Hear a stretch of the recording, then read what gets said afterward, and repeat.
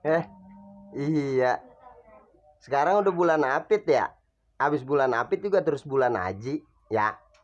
Kalau bulan Haji kan namanya disebutnya Hari Idul Kurban apa ya? Iya. Kadang-kadang kita suka bingung, ya. Mohon maaf ini mah. Ada salah satu istilah kasarnya ya, tokoh dah, tokoh masyarakat gitu. Apa ustadz gitu. Ngajakin yang namanya patungan kurban. Iya, kadang-kadang pada alasan baik, ya. Apa baik alasannya? Orang kecandak lah, orang mampu lah, ya, orang cukup lah, gitu.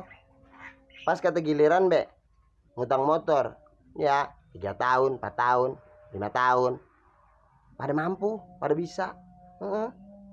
Giliran dia diajakin patungan korban, pada sengka-sengka baik, pada kagak mau.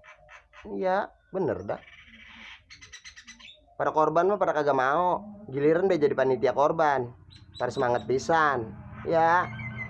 Jatah lain, ya, namanya upah ngurusin.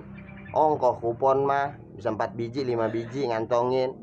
Udah bininya anaknya, ya, suruh pada bawa kupon nembus daging.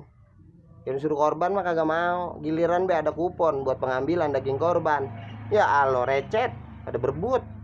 Ya lo bener-bener lo kagak percaya, keluarga gua